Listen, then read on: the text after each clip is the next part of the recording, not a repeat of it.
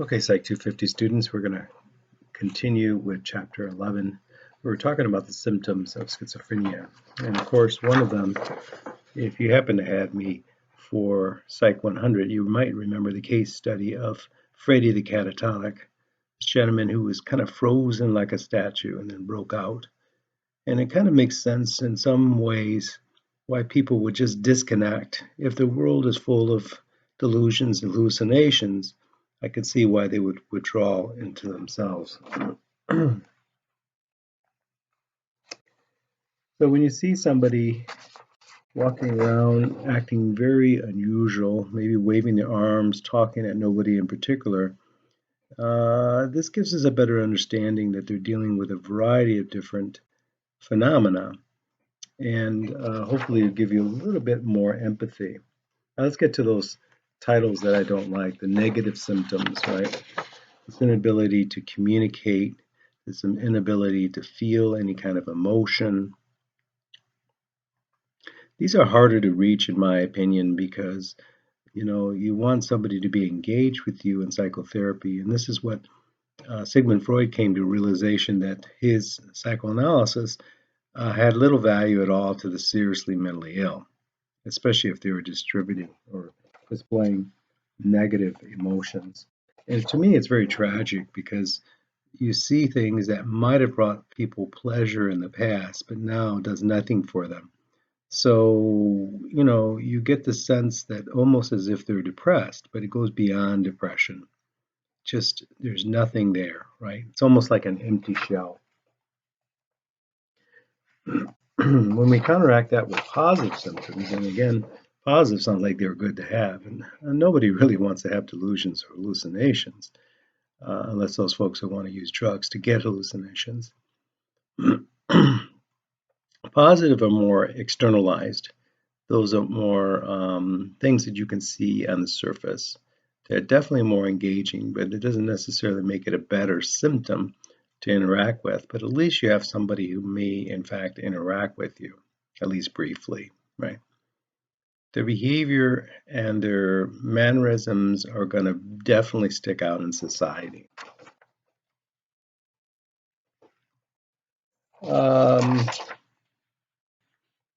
Stress brings out these symptoms, so you want to keep people calm as much as possible. The most typical type of hallucination are voices. And sometimes these voices are just conversation, sometimes they're people that they know, other times they're just very random and very scary, right? I met a fellow one time. He said that he was laying down, and a building next door to him had a series of circus animals walking on the side of the building, right? And that sounds like a full-blown hallucination. But then I found out later, with additional information, always ask a lot of questions. He had been drinking heavily, and he collapsed right across the street from the circus bar. And the circus bar, guess what? Has a bunch of neon lights of animals walking across the wall. So what he saw was not a hallucination. He actually saw the bar under the influence of alcohol. Delusions can manifest in a variety of different ways, including extreme paranoia. You're out to get them, the CIA, ICE, Homeland Security, etc., etc. In some cases, the delusions are quite correct, right? I met a young man who said that people were out to kill him, and I thought, okay, he sounds delusional. And it turns out he was a gang member, and people were out to get him. And he told me, quite frankly, with me being with him in this therapy session, I most likely would be a target too. I thought, wonderful. Perks of the job. Now, I'd like to introduce you to two case studies so you can get a sense of what some of these symptoms are like. And the first one is called Rocket to the Moon. Now, Rocket to the Moon occurs in Ypsilanti, Michigan. I'll be honest with you, I grew up in Detroit, and I never even heard of Ypsilanti, Michigan, yet I spent about 6.5 years going there to school. It's the home of Eastern Michigan University. It's also the home of Ypsilanti State Hospital, which is a mental facility. So if people said you should go to Ypsilanti, they weren't paying you a compliment. One of the cool things in the field of psychology as you get through, if you're a psych major, and that goes with a lot of majors, as you move up the ladder, so to speak, of more advanced classes, you get the opportunity to do some hands-on stuff. And one of the classes I went to was, I think, called Psychology in the Field. So in other words, we got an opportunity to go and explore our community and interact with others, right? In one such adventure, I interacted at a group home with this fella that I'll call Rocket to the Moon. Now, if anybody remembers the case study back in Intro to Psych, if you had me, with Freddie the Catatonic, then this individual was in the same household as Freddie the Catatonic. There were 13 different individuals there, all diagnosed with schizophrenia, some form or the other, all formerly hospitalized at Ypsilanti State Hospital. Now, as part of the Mental Health Act that President John F. Kennedy, 1962, got started and President Johnson continued, the idea was let's free up the cost and the brutality that we have in these mental institutions, and let's let people go into the community. How are they going to get better unless we reintegrate them back into the community? So, Rocket to the Moon was an interesting individual because he claimed to have visited the moon quite often. And he described it in a variety of detail, and he talked about the women there. And at some point, when I was talking with them, and my job was really just to be there to kind of monitor them, I really didn't have any therapy role. I was a student of psychology, and I had very little experience directly with seriously mentally ill. But I made a rookie mistake. I thought if I could use logic, maybe I can kind of break through his delusions and bring him back to reality. So he talked and talked and talked about his visits to the moon. At one point, he even mentioned to me that he was on the moon right when he was talking with me. I thought, okay, I got him now. That makes no sense at all. How can he be in two places at once? That's not physically possible. So the more I asked him about questions and challenged him about his issue of being on the moon and being with me, I asked him about the women, what they look like, and it doesn't make any sense. And, what I was inadvertently doing was giving him attention. If we go to the behavioral school, we think about reinforcing in a way that we don't want to reinforce. And so by me asking him all these questions and challenging him, I was engaging him to go further in his delusional state. What I should have been doing, rather, would have been to focus on things that were in the here and now, right? The weather, the sports team, what's for lunch, whatever, not getting caught up in this whole notion of his delusion. So that's Rocket to the Moon. Now, in my psychology in the field class, one of our assignments was to visit a group home. And these group homes had signed up to be part of our class, so they knew that we were coming. And just to observe what goes on in the group home, what kind of therapeutic programs they had, and get to meet one of the residents. So I was going to meet a 30-year-old Caucasian male.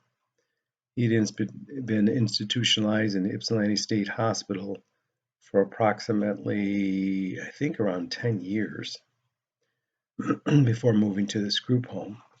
He'd been in this group home for a number of years, I think around 10 years also. And so I was kind of nervous because, again, now I'm going to have another engagement with somebody who I don't know and who is suffering from schizophrenia. I did find out a little background information from him. I found out that he was a comic book collector. And I thought, okay, okay, already we have something in common. I'm in the comic books. He collects the comics. We'll have something to talk about, right? So this story is called No Joy in Comics. Also takes place in Ypsilanti. Michigan. And I got excited. I thought, okay, I want to see his comic book collection, and I'm sure we'll hit it off just like that. So I meet him, and nicely groomed, nice shirt, nice pants, looks clean. His room is very simple, but it's very tidy. There isn't a lot of stuff on the walls, and his bed is made. And so I'm going there, and of course I'm nervous, but I'm talking a mile a minute, and I'm like, "Hey, so he kind of knew I was coming, but I introduced myself. I go to Eastern Michigan University. This is part of a class assignment. I'm here to get to know you. So I understand you collect comics. So where are they, man? What? Bust them out." The whole time I'm talking with them, he's got a blank look. He's not showing any emotion whatsoever. He's not looking happy. He's not looking angry. He's not looking anything. So he just kind of stares at me. I says, "Well, where's your comic book collection?" "Under the bed." "Oh, well, bust them out, man. Let's see what you got." So he goes and he pulls out this long box. Now, if you've ever been into comic book collecting, I've had a couple comic books over the years. I've read a lot of them, but I never really got into the collecting thing. I got more into the action figures and stuff like that over the years. But he pulls out this long boxes. They have these special boxes just for comic books, and the acid-free backing of the board, and you're supposed to put them in certain bags, to preserve them, because comic books can be really old, but if they're in poor condition, they're pretty much worth nothing, right? And there's a lot of comic books that are really old, and people just don't collect them, and so they're not that valuable. And there's some that are really valuable. I had a friend who was able to put a down payment on a house based on some early comic books that he had. So yeah, so he pulls them out, and this guy has got all kinds of cool comics. He's got Marvel and DC. He's got some early Fantastic Four, Captain America. Of course, I'm in there, Spider-Man. All kinds of very cool comic collections. He's got them categorized in different areas, and I'm flipping out. I'm just going crazy. I'm thinking to myself, "Oh my God, this is the coolest collection I've seen." I mean, outside the comic books stores, and I'm looking through them. I say, "Oh, this is really cool," and I'm looking at him, and he's got nothing. He's got no expression. He doesn't look excited. He doesn't look sad. He doesn't look mad. He doesn't look anything. I get the impression that I could light his comic book collection on fire, and he wouldn't even react. And I just thought, how sad is that? He has no joy in comics. And at one point, he must have really loved collecting comics. One of the fun things about collecting is finding the next one, or finding the thing you didn't expect to find.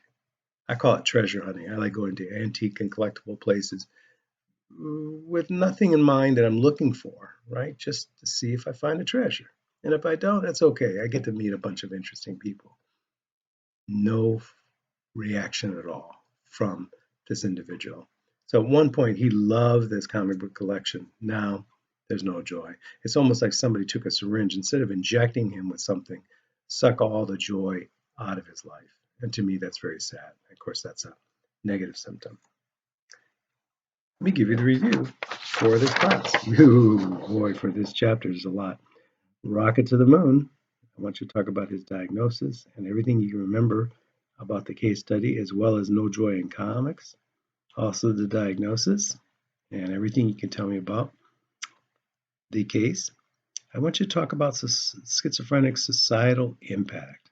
It impacts more than just the individual, obviously, and the differences between positive and negative symptoms, especially as it relates to treatment of schizophrenia. All right, that's a lot from this chapter, so I'm glad you tuned in. Thank you so much.